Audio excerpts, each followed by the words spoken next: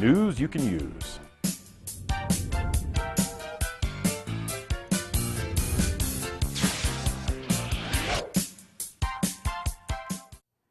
Welcome to The Scoop. I'm Louise Thompson, the Executive Director of Tampa Bay Community Network, and we're doing a program today on the Children's Board of Hillsborough County, and with me today is Luanne Panacek, who's the Executive Director, President, CEO. Yeah. Welcome. I'm glad you could be here today. Thank you. I'm glad to be here. Tell us about the history of the Children's Board of Hillsborough County.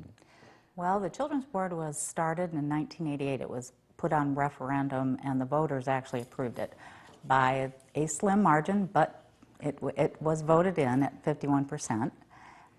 That means that the Board of County Commissioners had to approve it going on referendum. So that's usually the first hurdle that any county has to get over in order to get onto referendum. But the voters approved it in '88, and so we're just past our 21st anniversary. And the mission? The mission, and we just went through a process of looking at our brand, and unite and invest and lead are really our leadership principles. So our job is to improve the quality of life for kids and families in Hillsborough County through uniting community partners, investing in innovative ways, and leading in best practices so the whole community is a better place to live. The reason they needed a referendum is there was money assigned to the Children's Board, right? Yes, the Some advocates. of the sales tax or ad It's ad valorem? valorem Okay. property tax, and advocates in the '80s really wanted a dedicated amount of money for kids, and they really felt like through the county budget it was too unpredictable how much money might be there each given year for kids programs. So the money in this statutory this was a statutory change in the early '80s that allowed counties to pass this referendum and capture property tax. Very, very progressive and innovative thing to do, and it was very progressive of Hillsborough County to vote it in the '80s. So a percentage of the ad valorem taxes go specifically to the Children's Board for its further distribution to projects? Yes, and our board, we have our own board. So one of the controversial things about it from the beginning, the first one was established in Pinellas County, and it's called the JWB, or the Juvenile Welfare Board, and that was established in the '40s. So the statute that a judge by the name of Hugh Glickman established in the early '80s allowed all the counties in Florida to do this and to capture ad valorem property tax. But the controversy was having a non-elected board distribute tax dollars, because my board is 5 of the members of my 10-member board are appointed by the governor, and 5 are there through constitutional position in the statute. So the school superintendent, the head of the Department of Children and Families, but we have our own separate budget. We're an independent taxing authority, and that board is, my board is the one that makes decisions over our budget. And right now there's 7 independent taxing authorities in Florida out of 67 counties. What percentage of the ad valorem taxes do you get? The statute allows for 0.5, a half a mil. Okay. And you can go back out on referendum for additional millage. So at 0.5 mil, the largest our budget was at cap was $43 million. This year our budget was reduced by $5.3 million because of the reduction in property taxes. So that affected all the agencies that you support? It absolutely affected all the agencies that we support, and we had predicted 2.5 years ago that we would see this dip in revenue, and we had held money back in the fund balance to carry forward programs through this year and next year, and that's why we had the money there. So you put it in reserve somehow or another? Yeah, but the board still wanted to cut programs this year. They felt like it was important to demonstrate those cutbacks, and so we cut programs, not all, it wasn't across the board. We went through and cut some and left some intact, but we cut 4%. 2000 and 2002, we had an entirely new board, and we went through a process of looking at all the research literature together with the community. And we looked at, should we focus on a specific content area? Should we focus on a specific age group? It was clear that in order to have the greatest impact, we needed to be strategic. We needed to look at our dollars like investments. we needed to create an investment portfolio and recognize that direct funding of services is important, but so is building capacity of programs, providing ways for them to get grant money. And it was through that process that we determined that the best investment would be to serve pregnant women and children 0 to 8, and to increasingly focus our healthy birth, school readiness, and early school success. Most of our funding is still spent on the broader spectrum of kids. And we do focus heavily on 0 to 8, but But you do have programs that are going all the way up. Absolutely. Could you talk about some of those? Sure. Our focus is really on prenatal care and school readiness and early school success, but in the last 4 years, we've established family support and resource centers in town. And this is one of my favorite things since I've been there, because they're all in commercial venues. They're next to grocery stores. They are extremely family-friendly places where you can walk in and it's like a living room setting. There's always a kitchen there. And through those centers, we provide free of charge information and referral. We provide tutorials for FCAT, so that kids can go there after school and get tutored, or parents can get GEDs, or learn English, or learn Spanish, depending on what part of the county it's in. And the goals of all the centers are child development. So we offer Baby Bungalow, that's a child abuse counsel program, where new parents can learn child development with their child in a class, or new dads classes. We do safety curricula where we teach safe bike riding and give away helmets, put in car seats and give away the car seats, safe babysitting and train teens to be safe babysitters and certified babysitters.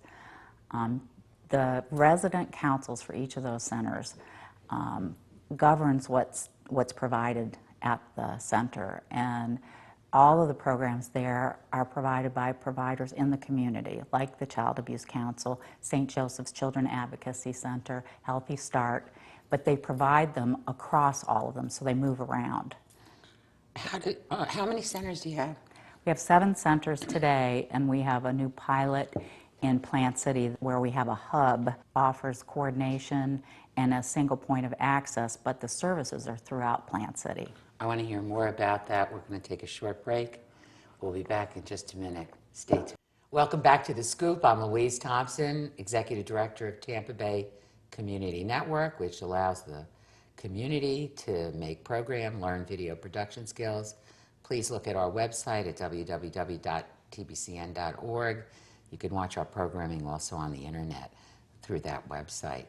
Today we've been talking with Luanne Panacek, who is the CEO of the Children's Board of Hillsborough County, about the services provided. Welcome back. Luanne, you were just talking about these centers, and I was wondering, how do people find out about them?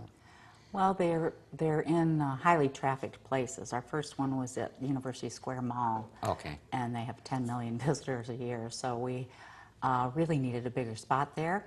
And most of them are on major thoroughfares like Fowler Avenue, Hanley and Town and Country, Kingsway and Brandon, and word of mouth. Yeah, and so they would come if they need almost anything. Absolutely anything. And one of the things that we've done in the last 8 years is created a new mechanism to fund the needs that families and kids might have.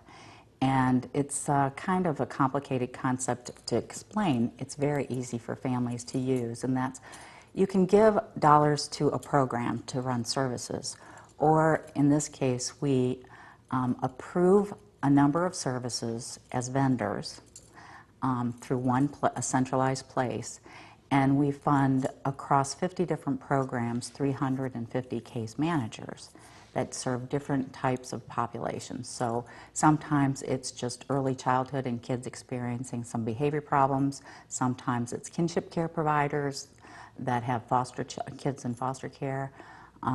But those case managers have to go through our training and be certified, and then they can have access to money in a pool, and the money comes from all different sources, from the state, from the Department of Children and Families, United Way. Everybody pools the money with us. And then the families sit down with a case manager and they say, this is what we need in order to meet our goals. And it can be very non-traditional kinds of things, like I need to fix my car to get to work, or it can be the more traditional kinds of services. So it's very consumer driven, because if people aren't happy with what they're getting there, they'll go to some other vendor on the approved list. If somebody doesn't The speak case Spanish, manager figures out which vendors they should be at? Is that what happens, the sort of? family and case manager choose. Together. And they're rated, the vendors are rated. So it's one of the most unique and cost-effective and family-friendly activities that we've created. And the support centers are another way of providing whatever a center might need based on who walks in the door, and then modifying it as the need changes. Sounds so custom tailored, so different than what It you is. normally hear, We- where you come into a place and this is what we do. We don't do that. I'm sorry. It's like the restaurant waitress who says, "I'm sorry, you cannot have substitution." Right. You know, and it's just so frustrating to Right. anybody because they really can't. That's I don't exactly want right. coleslaw. Right. You know, Yeah, I no really mayo. don't eat. Thank Yeah. you. Yeah. No Yeah, mayo. that's the whole point. The whole point was to create systems that were totally customer friendly. So how many families do you take care of in a year, Oh, or month, geez. or whatever? Do you know? Thousands and thousands and thousands. Through the centers, we had an unduplicated count of 17,000, and In a year? duplicated count is much higher than that, because people are coming Come back. back. Yeah. And just in Maybe with a new problem or a different issue. yeah, We have a issue. full-time ombudsman. Her sole role at the Children's Board is to field questions, problems families are having, and find the right services and connect them up. You know, one of the recent things was a dad who was living on the streets. His son's birthday was that day, and he called up crying. He lived at Metro Health Ministries, but he said, I have no money to buy a birthday cake for my son, and I'm embarrassed enough about where we're at. I want a job. Well, by the end of the day, he had a job, he had a birthday cake, and he had a place to live. Nice. And through the ASO, which is the centralized place we put the money, you can, purchase from Walmart. We can give them a voucher to go get stuff. Are you that they might predicting need. with this current economy that we're going to have more? I- More problems, more people. I mean, you just mentioned homeless, which we've done some programming on as well. Right, and actually in October of '06, we predicted that this was going to happen, because we started to see families in what we thought was really the first peak of people losing places to live, and we created 3 pilots to serve, because our business wasn't serving people who were homeless, our business Right. wasn't serving people who were in financial crisis. But there could be children there. Well, there are children there. In right. fact, most children living in poverty, most people living in poverty are children. And so we created pilots, and those pilots have been expanded over time, and now we have case management that focuses solely on families in financial crisis, tries to keep a roof over their head before they lose it, keep their electric on, get them a job. And every single day we're getting letters and phone calls about how grateful people are. It isn't about giving a handout, it's really about giving a hand up, and that's all people want.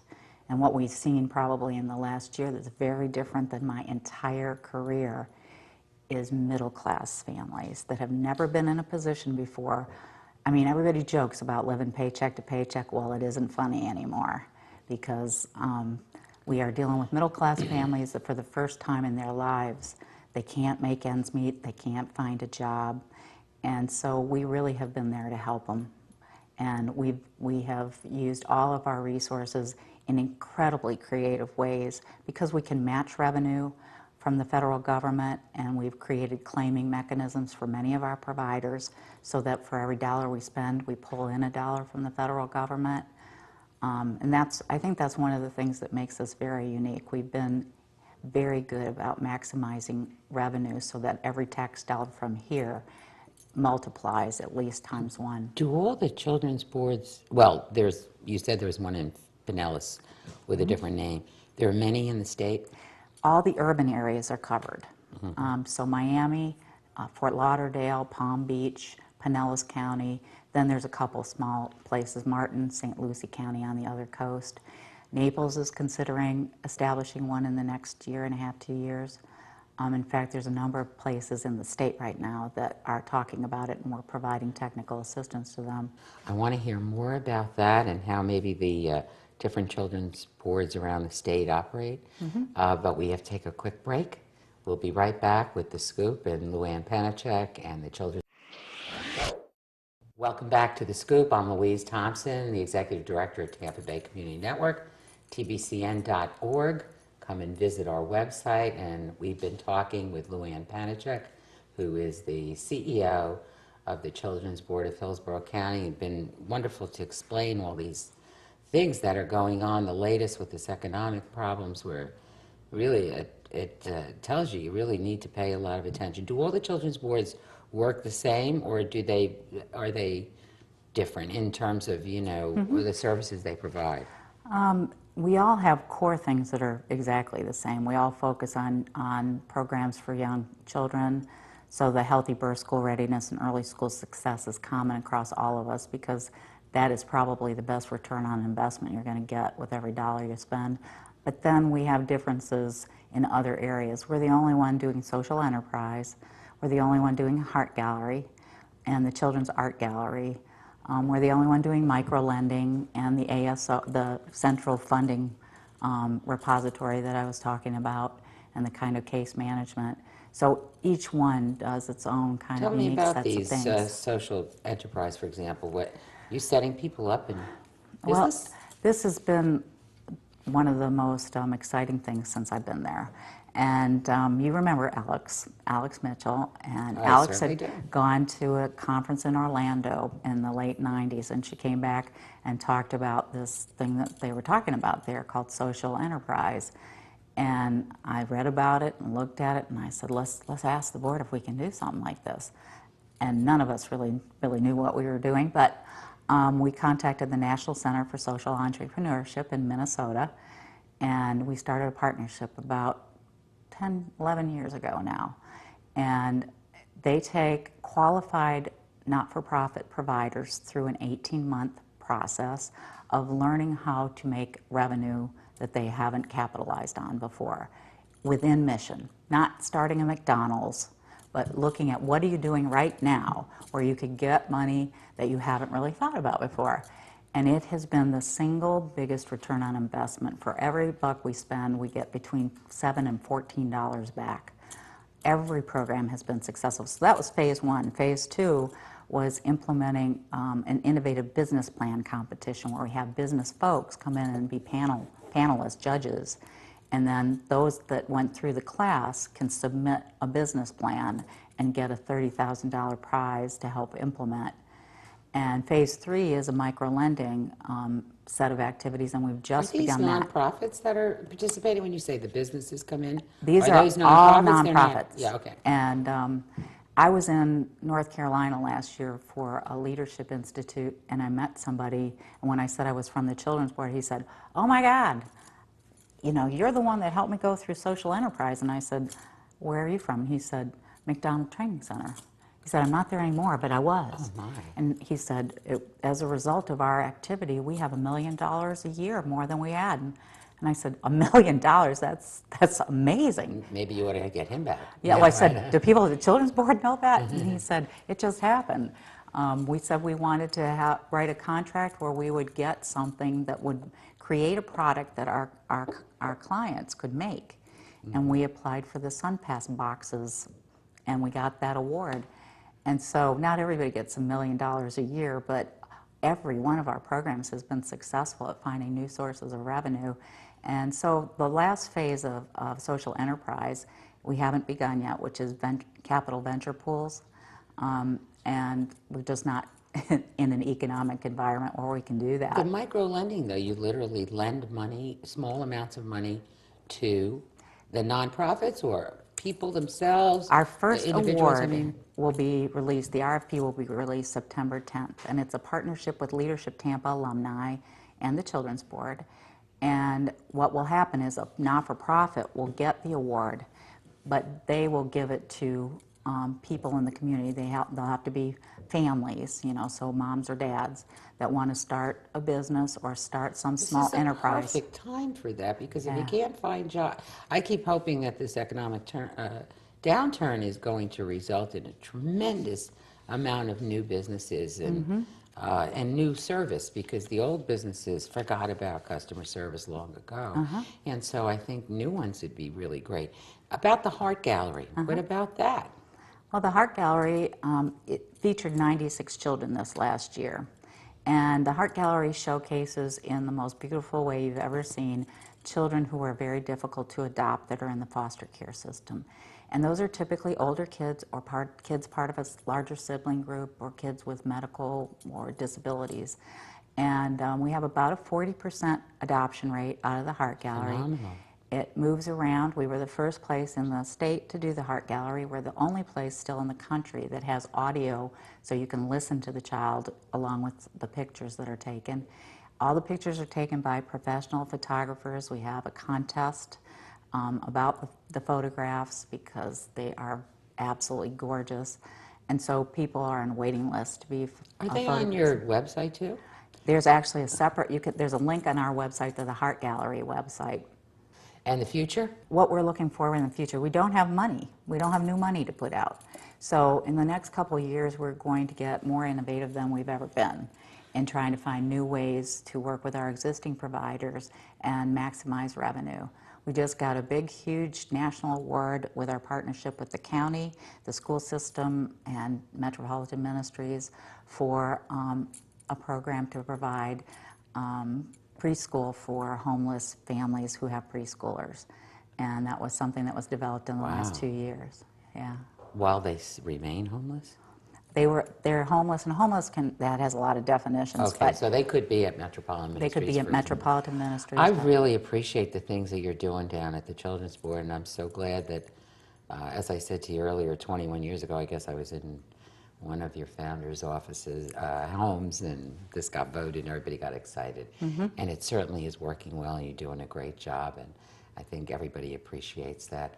Thanks so much for joining us. Thank you very much for asking me. We'll see you here. all next time. Louise Thompson signing off.